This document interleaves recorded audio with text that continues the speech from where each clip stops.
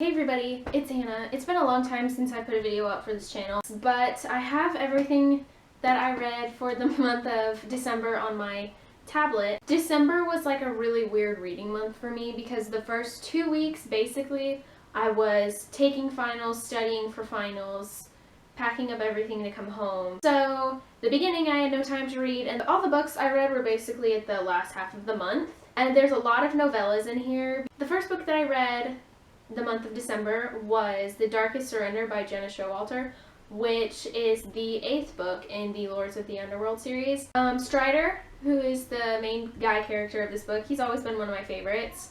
So it was really nice to read about him in this one.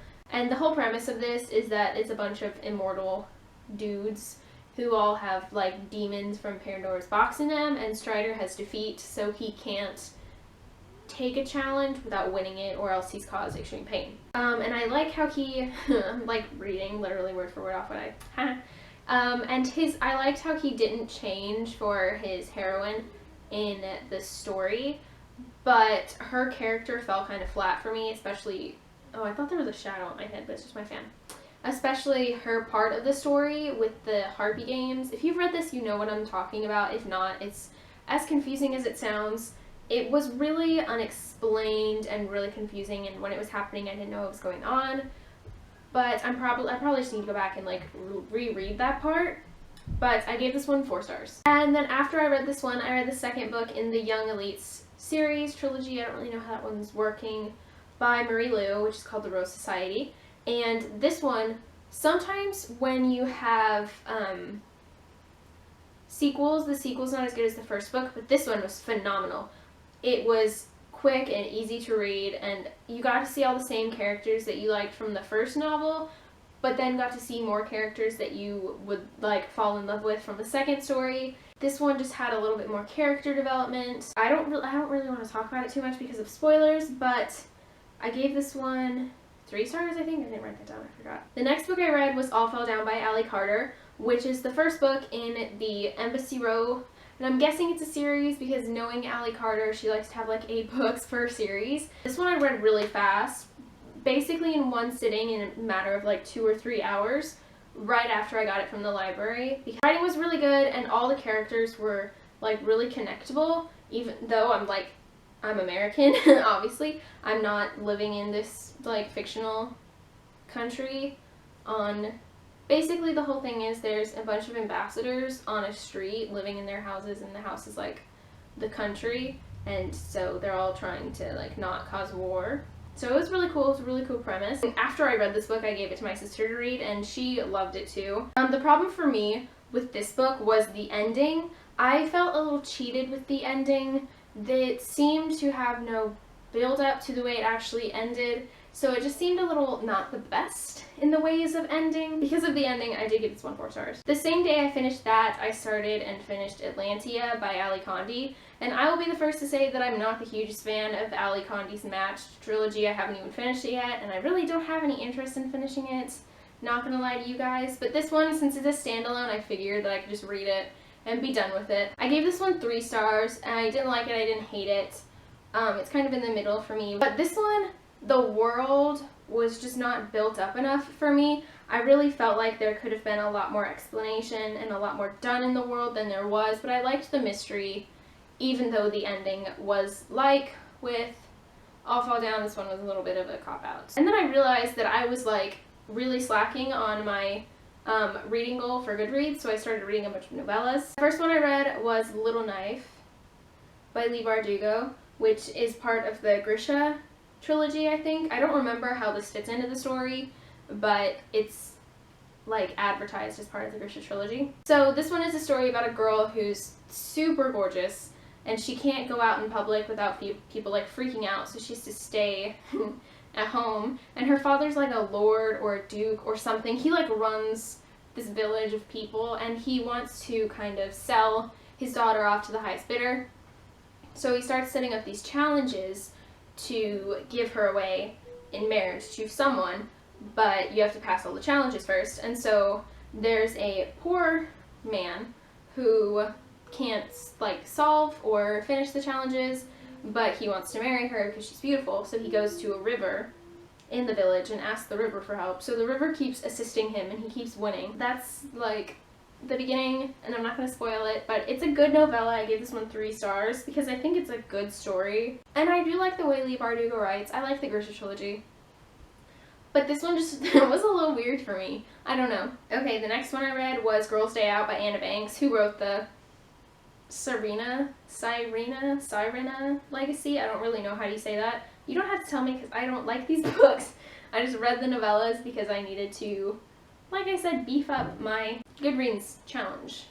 This one is about an adventure that Emma and Raina go on when they're bored one day. I gave this one 2 stars because Raina is one of my favorite characters from the series, but it was just boring. Then I read Legacy Lost by Anna Banks, which is the kind of prequel about Anna's love interest, whose name I had forgotten, his brother and his love interest. This one I gave 1 star because it was supposed to be about a romance, but I didn't really like the romance and there was no building of the characters. And I'd already read about all the characters before, but reading this didn't like warm my heart or make me extra happy. I was just kind of meh, and I like went on with my life. Then I read Undone by Elizabeth Norris, which is part of the Unraveling series, which I don't know if I finished or not. I can't remember. This one was pointless because it's just rehashing stuff that we already knew from the series, but it's in the boys' point of view, which is just pointless to me. Like I said, it's a stupid thing to do, in my opinion, which I find this stupid and just a marketing ploy, because my thing is, if the boys' point of view was so important, why didn't you just put it in the story at the beginning? Like, to begin with, why wasn't this just working in the story? I don't know. Why? Yeah, I just gave this 2 stars. Moving on. Next, I read Roar and Live by Veronica Rossi, which is a novella in the Under the Never Sky series, and I gave this one 3 stars because I did love their relationship. I thought they were super sweet, and I really liked Roar, the way he was with Perry and Liv. But this one kind of just didn't give me the same feelings that I'd felt for Roar at the beginning, like of the actual series. I mean, it was before he lost his love, which is the point of this novella, but he just seemed a little different. Then I read Allie's Pretty Lies by Sarah Shepard, which is a novella for the Pretty Little Liars book, and I'm not going to talk about this one because it's a huge spoiler if you haven't seen it or read it. Can't say anything, but I gave this one 2 stars. After that, I read The Department of Alterations by Jennifer Albin, which is in the Cruel World trilogy, and this one I didn't get. I gave it 1 star because I didn't understand it. I read the series a little while ago. Like I said, I was just trying to add up my reading total. So it just, I'm like wiggling. I just didn't get it. So if you understand it, you can tweet me or message me on Tumblr, because I would honestly, seriously like this to be explained to me. Then I read The Inventor's Secret by Andrea Kramer. I'm gonna go with Kramer because I know some Kramers. So it's the first in its own series, and I really enjoyed this one, but I ended up giving it only 4 stars because the beginning of the novel, the first maybe 20 pages, is very different from the rest of it. I thought it was going in a completely different direction, and then it suddenly flipped. But it was a better direction, I think, that it actually went in. The mystery of it, and I like the romances, and I liked the characters, even though they all made me upset. Everything in this book was upsetting. But I need to read the next one, because I think it just came out. I read Betrayed by Jennifer Rush, which is the book set between the 1 and 2 in the Altered series, and this one is about Trev, whose name is just Trev. No explanation. This one, he was my favorite character in the first book, and in the second book when he continued on. He was my favorite. This just made me like him more, and I gave this one 3 stars. Next, I read The First Lie by Sarah Shepard, which is in the Lion Game series, and I can't remember how much I've read of this series, but I gave this novella 4 stars because I think it really showed a lot about Sutton as a person before in the books, goes a different way from the show, but I think it gave a really good visual into who Sutton was. The next book that I read was an actual book, and this is Mirrored by Alex Flynn.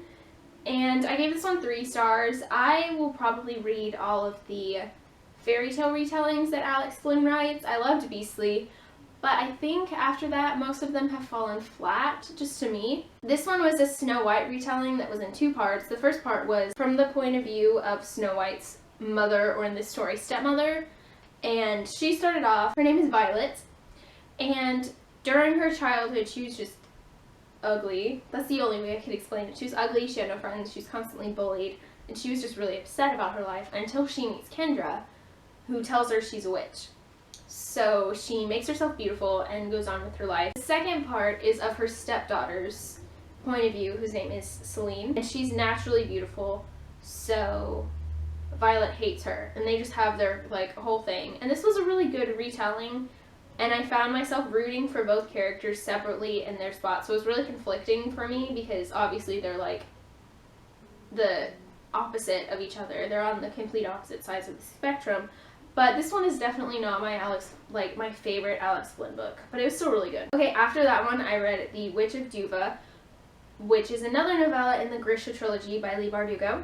And this one is about a girl whose mother is dead, and a bunch of girls in their village have been disappearing.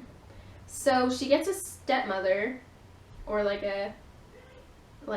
a woman comes to live with them, and the woman hates her. The main girl runs away and starts to live with this witch in the woods. But this one had another ending that really confused me. So if you can explain this, let me know, because I don't get it. Okay, then I read Forged by Jennifer Rush, which is another novella in the Altered series, but this one is the prequel novella, not a betweener. This one is about Dani and why she joined the organization. But Dani, I don't like Dani. I don't like her. So I gave this one 1 star. After that, I read Bittersweet Love by Jennifer L. Armentrout, which is the kind of prequel to the Dark Elements series. This just it's set before. I liked it, but it wasn't my favorite, so I gave it 2 stars. I read Christine by Stephen King, and I gave this one 5 stars. I need to go through and look at my books of 2015 to see which ones are my favorite, but this one is definitely on the list. This is a massive book. All Stephen King books are huge. He just writes a ton, but this one is huge. The beginning is a little tough to get through, and after you get past that, it was phenomenal. I absolutely loved it. I read Revolution by Jenna Black, and this one had been sitting in my currently readings for a long time. So I finished this one. It's the last in the Replica trilogy by Jenna Black, and I gave this one 4 stars. And I won't talk about it because it's spoilery. But in the first book, it's about a girl named Nadia and a boy named Nate, and they are unofficially set to be married in this future-ish world called Paxco. Nate is killed, but he has a kind of clone of him. They're called replicas. He has a clone that they bring to life, and it has his memories of when they made the clone. But the whole thing is they have to figure out what happened that got Nate killed. Then I read A Dance with Darkness by Courtney Ellison Moulton, which is a novella to the Angel Fire trilogy. And I gave this 2 stars, but I think it was the best out of the series. This one had a lot more character development in a small section than the 2 novels that I've actually read from the series did, even though it was a character that's not even in the story. It's the mother of a character. And I read Red Queen by Victoria Aveyard, which is the first in a series. And this book was really good. It's a mix between fantasy and dystopian with a lot of different elements of the 2 kind of mixed together. Because there's a corrupt government, but there's magic and rules for magic and people with different types of magic. And I gave this one 4 stars because it was written really well and the mixture was really good and it had a really big cliffhanger at the end. But I don't know, there was just something that wasn't the best out of the books, if that makes sense. I know a lot of people had really mixed feelings about it, but I'm really excited to read the next one. Then I read Ink and Bone by Rachel Kane, which is the first in the Great Library series, and I gave this one 4 stars. This one was a little weird to get into. It's about the Library of Alexandria if it hadn't burned down, but people aren't allowed to have books, but some people are if you're a collector.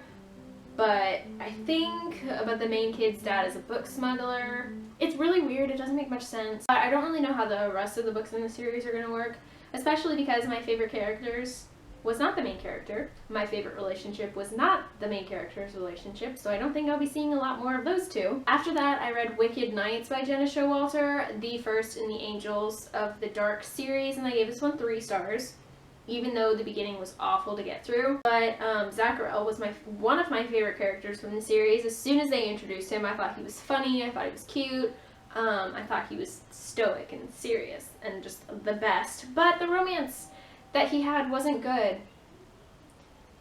and it was just not my favorite. Then I read A Book of Spirits and Thieves by Morgan Rhodes, which is the first in the series, and I love this book. I gave it 4 stars, and I can't wait until the next one.